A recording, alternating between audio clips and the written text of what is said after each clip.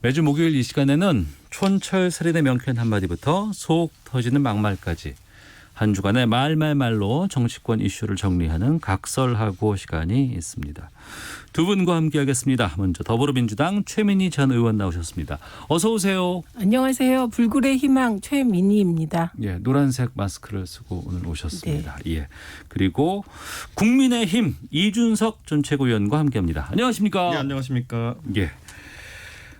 정부와 여당이 코로나19로 어려움을 겪는 모든 국민에게 통신비 2만 원 지원하기로 했고 또 오전에 이번 2차 재난지원금 맞춤형 선별 지급하겠다고 하고 소상공인 자영업자 대상으로 최대 200만 원의 현금 지급하겠다는 발표를 했습니다. 오늘 그 비상경제회의에서 이것들 다 결정했기 때문에 이제 다 확정된 거죠. 7조 8천억 원 그렇죠. 규모의. 예, 예. 확정됐다고 봐야 하고요. 예. 그리고 이번에 맞춤형 선별 지원을 할 거냐 아니면 100% 다 할 거냐 네. 이 부분에 대해서 정치권과 국민들의 시각이 좀 달랐습니다. 어떤 차이가 사실은 있었습니까? 일관되게 국민들은 네. 그 100% 다 달라가 많았습니다. 다만 문재인 대통령이 직접 나서서 그 일리가 있다 선별 지원도 그런데 예. 재정 형편을 고려할 때 이번엔 맞춤형 선별로 갈 수밖에 없다. 뭐 이거는 재난 지원이 아니라 피해 구제다 이렇게 정리한 다음에 네. 여론 지형이 바뀌긴 했습니다만 이 여론조사는 쭉 100% 다 줘야 된다가 우세했습니다. 네, 그런데 어쨌든 민주당 입장에서는 야당과의 합의가 최우선이라고 생각했기 때문에 네. 선별로 결정을 하게 된 것으로 네, 그렇게 알고 있습니다. 그리고 그런데 문제가 생겼잖아요. 제외된 국민들은 어떻게 할 것인가. 네. 그러니까 통신비 2만 원 지원안이 나왔던 겁니다. 그런데 13세 이상 전 국민에게 통신비 2만 원을 지원하기로 했는데 그전에 그 39세 그 일정 나이를 빼기로 했었어요. 경제 활동을 많이 하는 좀 장년층, 청장년층은 빼자 뭐 이런 얘기가 있었잖아요. 예, 그건 근데 좀 반발이 심했겠죠. 왜냐하면 그 경제 활동을 많이 하는 사람 중에 코로나로 인하여 피해 본 사람이 많지 않겠습니까? 예. 예, 그래서 아마 요 통신비 지원만은 가능하면 전 국민에게 지원하는 것으로 하자. 뭐 이렇게 결정을 한 것 같습니다. 그러니까 이건 맞춤형 선별 지원 속 네. 100% 지원 뭐 이렇게 되겠죠. 예, 그래서 이미 결정 난 거고 그리고 일관되게 100% 지급을 주장해왔던 이재명 지사도 당정청의 결정을 존중한다. 그러나 국민들의 서운한 마음을 보완할 수 있는 방법을 경기도 차원에서 고민해 보겠다. 지금 이런 입장이기 때문에 네. 이번에 이 논란은 끝난 겁니다. 알겠습니다. 국민의힘에서는 일관되게 선별 지급해야 된다라고 의견이 나왔던 것으로 알고 있습니다. 이번 결정 어떻게 보셨어요? 저도 이제 방송에 나올 때마다 사실상 지금 이제 2차 재난지원금이라고 이름 붙이면은 1차를 자꾸 사람들이 상정하게 되고 그렇게 되면은 지난번과 같은 방식, 지난번과 비슷한 액수를 해야 될 것 같은 인상이 생기기 때문에 비교가 되죠, 이제 아무래도. 네, 그래서 예. 명칭 자체를 긴급 구호금이나 이런 형태로 변화시켜야 된다라는 얘기를 했었고 대통령께서도 비슷한 취지로 자금의 성격이 다르다라는 걸 언급해 주셨고 전체적으로 이제 야당과 협의했던 틀 안에서 이제 진행하시는 것에 대해서 저희는 뭐 무리가 없다 이렇게 판단하고 있고요. 다만 이제 액수에 대한 부분이 뭐 덜 주고 싶은 사람이 어디 있겠습니까만 대통령께서 말씀하신 것처럼 돈이 없다 이게 현실이거든요. 그래서 지금 이제 저만 해도 이제 지역구에서 자영업 하시는 분들의 여러 가지 사례를 듣습니다. 요즘 제가 전화통이 거의 불이 납니다. 그런데 우리가 이제 자영업자들을 생각해 보면요, 일반 봉급생활자와는 다르게 그 고정비라는 것이 상당히 영향을 미칩니다. 그렇죠. 무슨 말이냐면 임대료라든지 아니면 뭐 내야 되는 공과금이라든지 이런 것들이 상당히 영향을 미치는데 지금 최대 200만 원까지 지원이 가능한 것으로 이제 정부 여당 측에서 이제 언급을 하고 있는데 이게 일부 업종에 따라서는 턱없이 부족한 금액일 수 있습니다. 네. 예를 들어 지금 뭐 제 주변에 노래방 하시는 분들이나 아니면은 뭐 독서실 하시는 분들 이런 분들은 고정비를 한 700에서 800 정도 이상으로 얘기하시는 분들이 많거든요.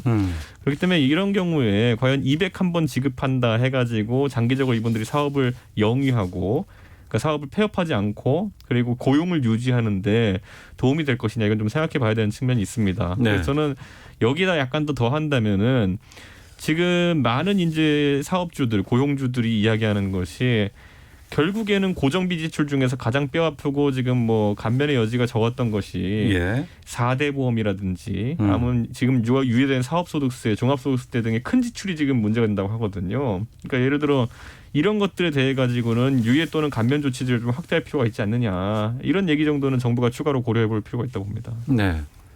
뭐 보탤 말이 없습니다. 이건 발표되면 즉시 집행되는 거고 예. 추석 전에 최소한 누가 받는다는 결정하겠다는 게 정부 방침입니다. 아니 제가 지금 말한 것 중에 4대 보험 깎아준다 이런 것 같은 경우에는 아니면 유예한다 이런 거는 정부 쪽에서는 그거는 아직까지 좀 어렵다는 취지로 한번 네, 얘기한 적이 그래서 있어가지고 그런데 이제 야당도 이런 건 협조하겠다는 겁니다. 만약에 4대 보험에 대한 감면이라든지 네. 아니면 건강보험금에 대해서 일시적 유예라든지 사업주 부담이 상당히 크거든요. 이런 부분에 대해 가지고 그런 부분은 정부가 좀 적극 검토해줬으면 좋겠다 정도의 뭐 추가적인 의견 개진해볼 수 있을 것 같습니다. 그래서 저 부분은 사실 어려워요. 네. 왜냐하면 그 자영업 중에 지금 직원이 있느냐 없느냐의 유무까지 또 다 선별해야 되기 때문에 저 시스템을 갖추는데 또 시간이 걸려서 이번에는 반영되기 어렵겠죠. 그러나 뭐 이후에 뭐 여러 가지 방식 중에 논의는 될 수 있을 것 같고 정부에서 이건 발표하면 예. 이제 바로 그 절차에 따라 이 신속하게 하는 게 중요하다고 생각합니다. 라고 저희도 생각했는데 갑자기 그 통신비 2만 원 논란 때문에 약간 좀 이게 사실 2만 원에 대해 가지고 이제 사실 국민들 입장에서는 예. 뭐 언발에 오줌 누기 시다가 표현한 분도 있고 정말 또 이제 아까 말했던 거죠. 고정비 때문에 상당한 손실을 보고 있는 분들은 그런 것보다도 오히려 좀 선별 지원 쪽에 좀 더 힘을 줬으면 어떻겠냐라는 의견을 개진하시기 때문에 이건 좀 여당이 갑자기 왜 꺼냈는지 저희도 의아합니다. 알겠습니다. 자, 각설하고 본격적으로 좀 두 분과 말씀 나눠보도록 하겠습니다. 추미애 법무부 장관의 아들 관련한 여러 의혹이 지금 계속해서 나오고 있습니다. 관련된 인서트를 저희가 준비를 하고 있는데요. 듣고서 두 분과 말씀 나눠보도록 하겠습니다. 당시 추미애 장관의 보좌관이 이렇게 전화를 한 사실은 맞습니까? 그런 사실이 있지 않고요. 국방부를 통해서도 제가 좀 확인을 해봤는데 전화를 건 건 사실인 것 같습니다. 병가를 연장해서 쓸 수 있는지를 물어봤다라는 민원성의 문의 전화였다라고 지금 이야기를 하고 있기 때문에 외압이라고 보기에는 좀 어렵다라고 보이고요. 국민의힘이 우리 군에 대한 신뢰 흔들지 말고 그냥 검찰개혁 하기 싫다. 그렇게 얘기를 하셔야 돼요. 경찰이 빨리 이걸 있는 그대로 밝혀내든가 아니면은 특검으로 가든가 이제 결정해야 될 상황에 와 있다고 봅니다. 네, 제일 처음에는 국민의힘 박형수 의원의 질의가 있었고 추미애 장관이 답을 했고 이어서 김남국, 김종민 민주당 의원 또 방금 조혜진 국민의힘 의원의 발언 들으셨습니다. 먼저 이준석 전 최고께 여쭤볼게요. 지금 당에서는 어떻게 보고 있어요, 이 상황을? 우선 뭐 추미애 전 장관이라서 죄송합니다. 추미애 장관이 예. 지금 이제 과거 조국 전 장관 사태처럼 해명 과정 속에서 좀 논란을 키우고 있다라는 인상을 지울 수가 없습니다. 네. 뭐 우리가 농구 경기 같은 거 보면은 이게 뭐 슈타는 손을 탁 쳐가지고 반칙이 됐다. 그럼 자유수 2개 주고 이제 끝나는 거거든요. 네. 지금 보면은 겨우 심판한테 삿대질하고 무슨 관객한테 소리 지르고 이런 모양새 때문에 테크니컬 파울을 지금 받아가지고 5반칙 퇴장당하게 생겼어요. 네. 그게 아까 뭐 저는 안타까운 지점이 어느 지점이냐면 예를 들어 처음에 이 당직 사병이라는 사람이 이 본인이 이제 증언을 하고 제보를 하니까 당직 사병 가짜라는 식으로 주장했어요. 그런데 당직 사병이 본인이 그날 근무했던 증거들을 제공하니까 이제 그 말에 대해서는 안 하고 있잖아요. 이번에 또 그리고 신원식 의원이 에게 제보한 제보자가 과거 참모장이었다 이런 이제 메신저 공격을 주로 하고 있거든요. 네. 그런데 사실은 군 관계자들 얘기 들어보면은 육사 출신이나 이런 분들은 뭐 아래 몇 기수면은 진로상 몇 번 마주칠 때가 있다고 합니다. 예를 들어 신원식 장군이 중장까지 지냈기 때문에 그 과정 사이에서 뭐 참모장 한 번 3개월 했다 이게 어떻게 메신저 공격의 매개가 되느냐 이런 얘기가 있는 것도 있고 그리고 지금 보면은 결국 고소를 이제 진행했잖아요. 그런데 이런 거죠. 예를 들어 추미애 장관 측 얘기를 들어보면은 고소를 진행한 이유가 그 90세의 추미애 장관 시어머니와 가족들에게 개별적으로 청탁하지 말라고 얘기한 것처럼 교육한 것처럼 언급했다 이런 것인데 그래서 이제 사적으로 그러면은 그 추미애 장관 가족과 그 지휘관이 얘기한 적이 없는 것이냐라고 했는데 없다고 이제 사실 얘기를 해야 되거든요. 근데 저는 이 점에 의아한 게 뭐냐면은 자, 그 제보자의 녹취를 들어보면요. 그 대령의 녹취를 들어보면은 추미애 장관 가족과 거기에 시어머니가 90대 시어머니가 왔다는 사실을 그 대령이 인지하고 있습니다. 네. 우리가 일반적으로 뭐 예를 들어 졸업식에 단체로 이제 몇백 명의 가족들이 왔을 때 거기서 추미애 장관 가족이 왔다 정도는 당연히 유추할 수 있는 거겠지만은 예를 들어 추미애 장관 90세 시어머니가 왔다는 예를 들어 90세 된 노인을 보고도 저게 추미애 장관 시어머니다라고 누가 인지할 수 있겠습니까? 당연히 어떤 사적인 소통이나 이런 것이 있을 수 있다 보는 게 정상이거든요. 네. 그러니까 저는 이런 것들에 대해 가지고 왜 해명을 하지 않고 오히려 고소전을 남발하고 이렇게 하는 것인지 저는 지금 테크니컬 파워 상당히 걸리고 있다고 봅니다. 예. 최민희 의원님. 예. 우선 그거는 이미 전체를 대상으로 교육한 것을 와전했다. 2명을 놓고 한 것은 아니었다는 그 당사자발 해명이 그래서 제가 만약에 언론 그랬으면 보도에 실렸어요. 그러니까 그래서 저도 그걸 전제로 하는 게 전체를 대상으로 그냥 강연만 한 거였다면은 네, 그랬다고 어떻게 지금 추미애 나오고 장관 있습니다. 90세 시어머니가 왔다는 사실을 인지하고 그걸 증언합니까? 그거야 뭐 사후에 알 수도 있기 때문에 그건 별 중요하지 않습니다. 그래서 이런 거는 아무것도 아닙니다. 예, 왜냐하면 그날 40분을 그날 뭐 카츄샤 군 그 장병들이 막 그 초병들이 들어오는 날 네. 어떻게 책임자가 40분을 한 가족을 데리고 얘기를 하겠어요. 그건 애초에 말이 안 되고 이에 대한 고소고발은 개인적인 차원이라 별거 아닌 것 같아요. 근데 중요한 거는 네. 어저께 김도읍 의원인가요? 발표하신 내용입니다. 그게 그 검찰에 최종적으로 검찰 가서 검찰에 보고했다는 국방부 기록. 그거를 입수하신 것 같아요. 네. 그래서 그 기록에 따르면 전말이 다 나와 있습니다. 그리고 이건 검찰이 다 갖고 있는 거예요. 예. 그 내용을 보면 애초에 추미애 장관 아들이 병가를 내고 나갈 때 책임자가 30일까지 휴가를 받을 수 있다라고 얘기했다. 적시되어 있습니다. 그리고 이 과정이 다 적법했다. 네. 그게 적시되어 있습니다. 그리고 지금 국힘 쪽에서 문제 삼고 있는 것은 이게 군 병원에서 수술할 수도 있다. 그런데 본인이 걱정이 됐겠죠. 그래서 강력하게 본인이 민간 병원에서 수술받기를 원해서 네. 일단 10일간의 병가를 허가한다. 이게 적시되어 있습니다. 네. 그래서 그걸 보면 논란이 끝나야 돼요. 그래서 오히려 어제 국힘 쪽에서 공개한 그 군 보고서, 최종 보고서를 보면 적법하게 잘 돼 있다는 내용입니다. 이런 게 중요하지 않습니까? 그다음에 두 번째는 이게 일부 언론에서 이 수술이 별게 아니다. 이런 보도를 하고 있어요. 네. 그래서 이게 이상화 선수가 이 수술을 했거든요. 똑같은 수술을 했습니다. 스피드 스케이팅 금메달리스트. 예, 도가니 수술이에요. 예. 그때는 그 똑같은 언론이 이건 굉장한 수술이다. 이렇게 보도를 한 게 있어서. 병명이 같은데. 네, 똑같은 걸. 예, 똑같은 걸 이상화 선수가 했을 때는 엄청난 수술이다. 선수 생활이 어려울 정도다. 이런 식으로 보도했다가 그 추미애 장관 아들이 그 수술을 하니까 별거 아니다라고 전문의가 얘기했다. 이런 식의 보도를 하기 때문에 이 사태가 복잡한 겁니다. 그래서 이 수술은 무릎 도가니 수술이라고 하는데요. 굉장히 통증이 심한 수술이라 중요한 건 서모 씨가 2015년에 무릎 도가니 수술을 받았고 2017년에 다른 쪽이 똑같은 증상이 나타나서 수술을 받은 겁니다. 네.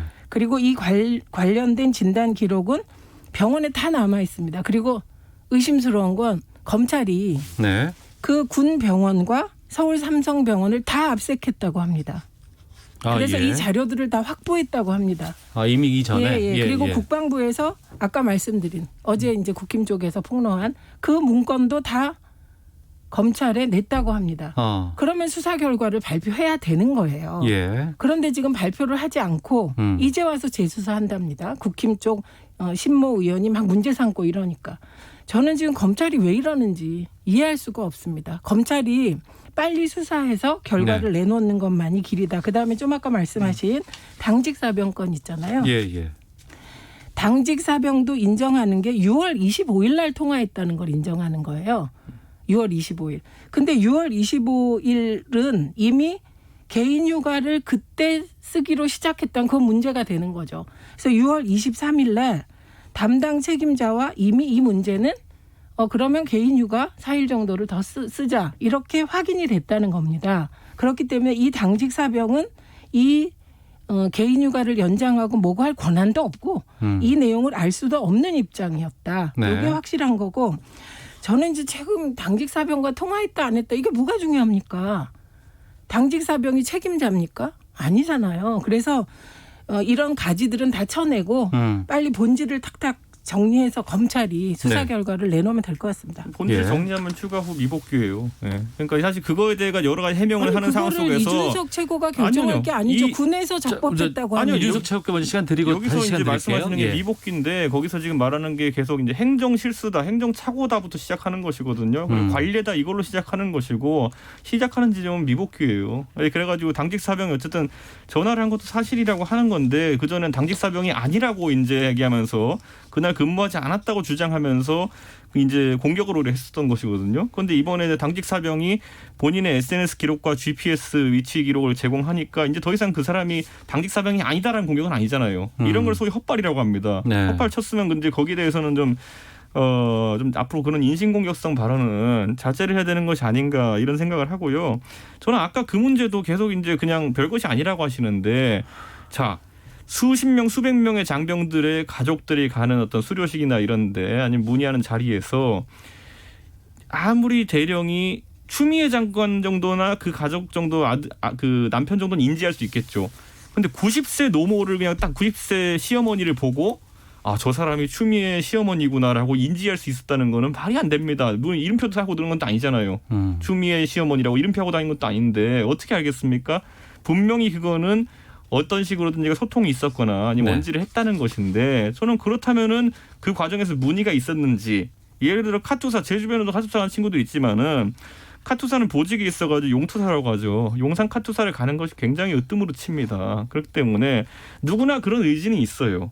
예. 그렇기 때문에 그런 것을 언급한 바도 없는지 이런 것들을 확인해야 되는 과정 속에서 나오는 것들이고 그 정황상 그랬기 때문에 어떻게 90세 시어머니를 알았냐라는 것도 굉장히 중요한데 그런 걸 다 격가지라고 말씀하시면은 굉장히 이거는 격가지죠. 사실관계 확인에 이제 상당히 좀 문제되는 것이고 네. 끊어서 가죠. 전체적으로 지금 너무 쟁점이 예. 지금 아니, 3개쯤 나와가지고. 아니 의원님 아까 여러 가지 답하셨어요. 그래서 아니 본인이 예. 쟁점을 한 거에 대해서 제가 답한 거예요. 근데 지금 쟁점이 너무 여러 개라. 마무리 짓고 그 그럼 정도로 시간 복잡한 드릴게요. 사건입니다. 이게 아니, 안 왜냐하면 추가 복잡합니다. 미국기 사건부터 네, 안 해가지고 복잡합니다. 예, 마무리해 주시고요. 예. 보직 변경 사건도 있고 이런 것인데 저는 이 보직 변경 사건 같은 경우에는 아니 자대 배치 변경 사건 그게 같은 됐나요? 경우에는 저는 이것 같은 경우에는 만약에 사실이라면은 네. 의혹 단계에서부터 과거에 우병우 전 수석의 아들이 운전병으로 서울경찰청에서 배치된 것에 대해 가지고 민주당이 공세했던 것을 생각해 보면요. 네. 이건 굉장히 지금 뭐 격세지감입니다. 그 당시 우병우 수석 아들 같은 경우에는요.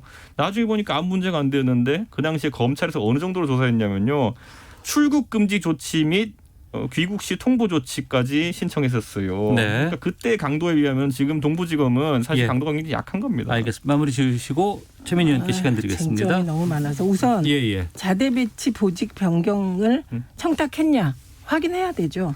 그런데 그러면 그 사모 씨의 보직이 누구나 가고 싶어하는 곳이냐?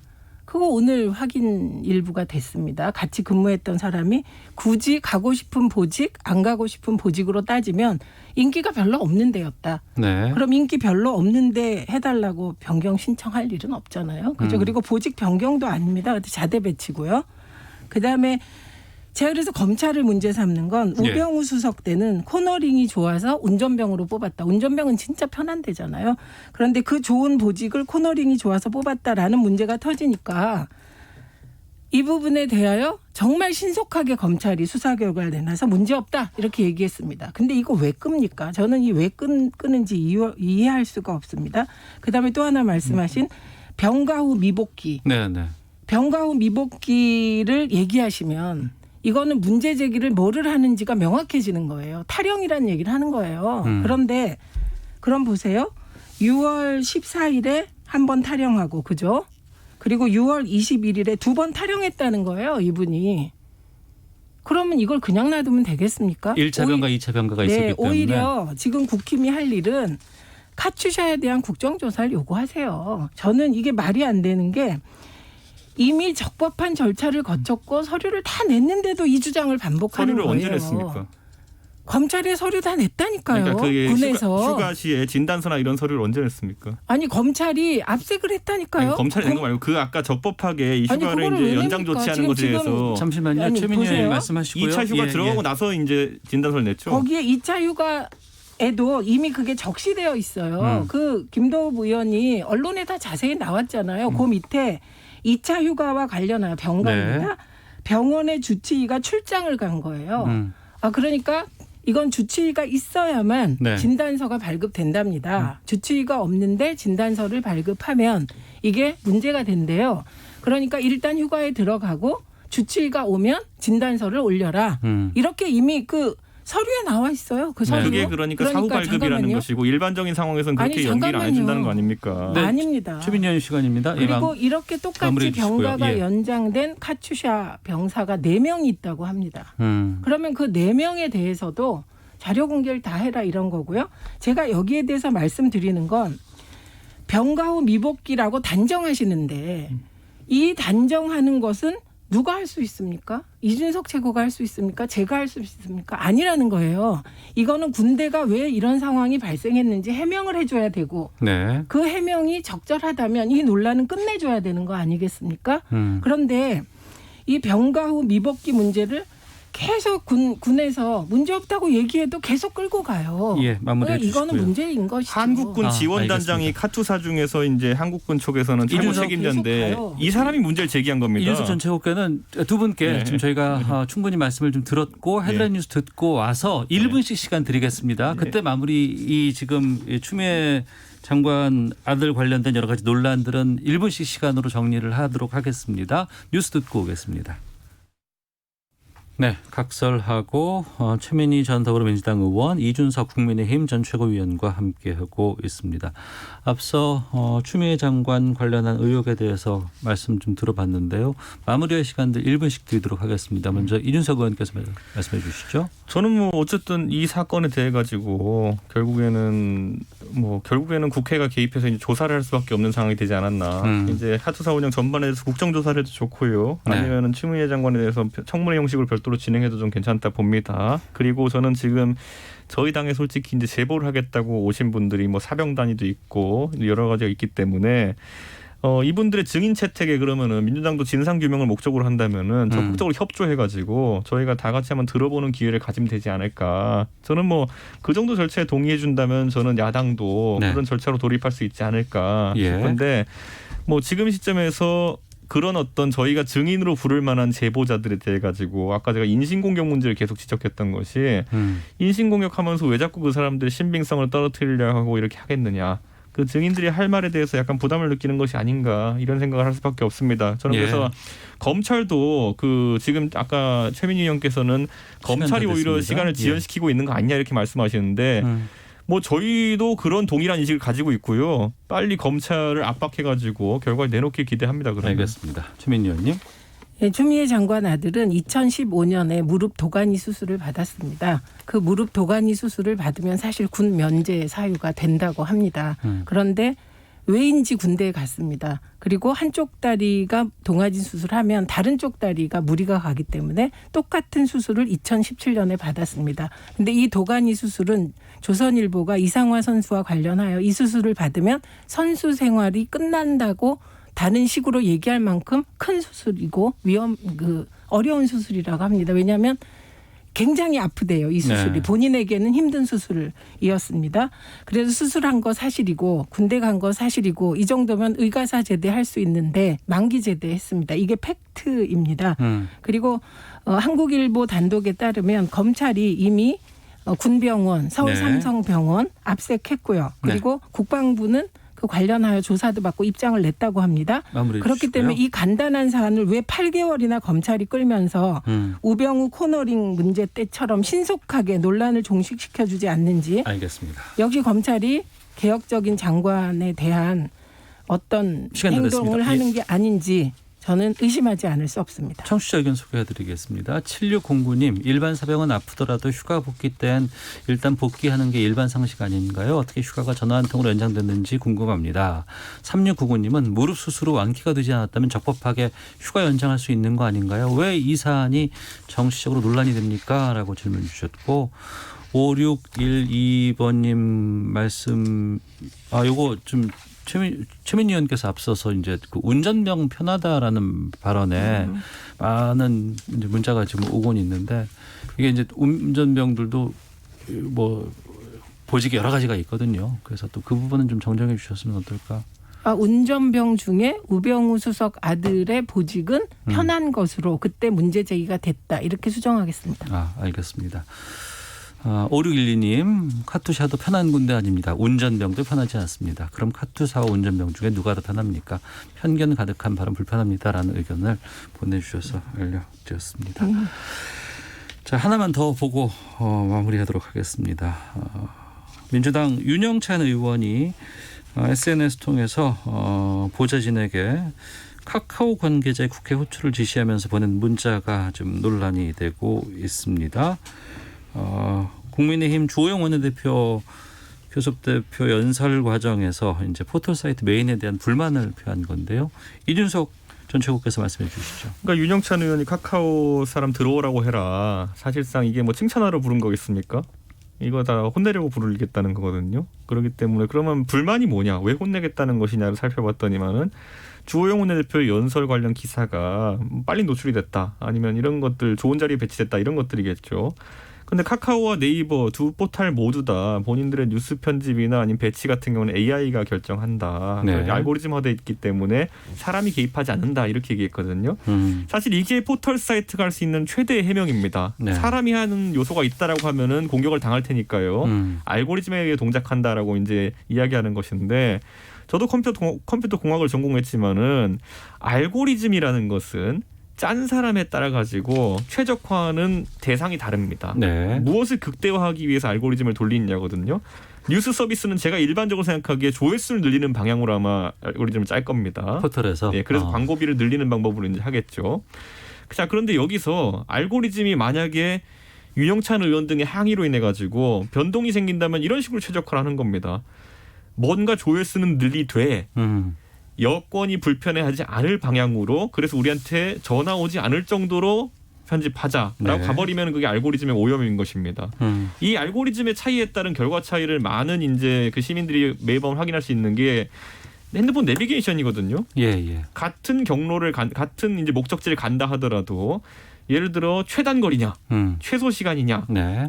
최적이냐, 네. 아니면 고속도로 우선이냐 해보시면 다 다를 거예요. 예. 그것처럼 결국에는 그 알고리즘을 조금만 바꿔도 완전 다른 경로들이 나오는 것처럼, 저는 지금 이 상황 속에서 윤영찬 의원이 본인들에게 유리한 방법으로 이 뉴스를 편집하려고 해서 압력을 행사하려고 했다면은 이건 굉장히 언론에 대한 중대한 편집권에 대한 개입이죠. 네. 네. 그래서 문제라 봅니다. 예, 최민희 그럼 의원님. 거꾸로면 어떻게 되나요?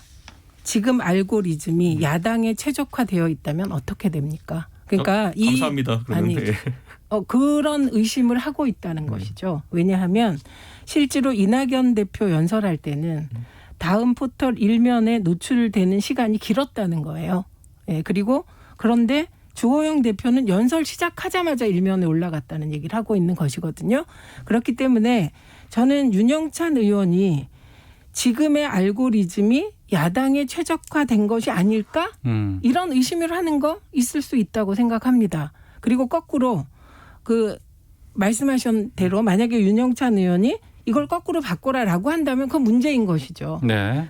게다가 또 하나 생각하셔야 될 게 네이버에서 과거에 삼성과 이재용이란 단어와 관련하여서 이게 사라졌다, 이런 문제 제기가 꽤 많이 있었습니다. 그리고 그건 상당히 모니터 결과 근거 있는 것으로 얘기가 됐기 때문에 지금 다음에서 얘기하는 AI가 하고 알고리즘이 하기 때문에 문제가 안 된다는 것은 사실 그걸 믿는 사람은 여야 아무도 없을 겁니다.